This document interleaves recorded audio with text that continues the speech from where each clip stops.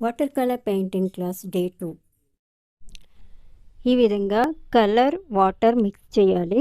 Water అనేది ఎక్కువగానే తీసుకోవాలి. ఇప్పుడు జీరో బ్రష్తో లైన్స్ అనేవి ప్రాక్టీస్ చేయాలి. మీరు ఎంత బాగా ప్రాక్టీస్ చేస్తే అంత నీట్గా డ్రా చేయడం వస్తుంది. లైన్స్ వంకర లేకుండా స్ట్రైట్గా డ్రా చేయడం ప్రాక్టీస్ వల్లనే వస్తుంది. ఈ విధంగా రకరకాల లైన్స్ అనేవి ప్రాక్టీస్ చేయాలి. ఈ విధంగా horizontal lines, zigzag lines, vertical lines, cross lines, ఇలా రకరకాల లైన్స్ అనేవి ప్రాక్టీస్ చేయాలి.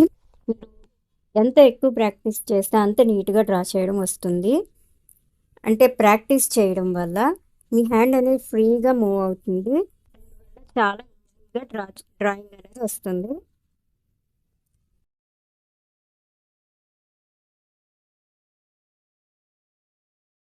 ఇప్పుడు సర్కిల్ షేప్ అనేది డ్రా చేస్తున్నాను.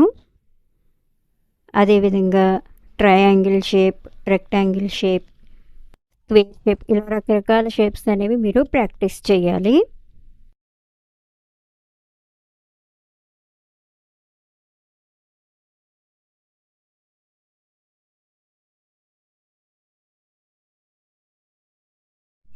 ఇలా ఒక సర్కిల్ తీసుకోండి, దానిలో కలర్ అనేది ఫిల్ చేయాలి.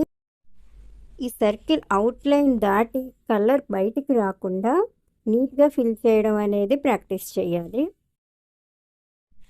సర్కిల్ మాత్రమే కాదు, స్క్వేర్, ట్రయాంగిల్, రెక్టాంగిల్, ఇలా రకరకాల షేప్స్ తీసుకుని వాటిలో కలర్ ఫిల్లింగ్ అనేది ప్రాక్టీస్ చేయాలి.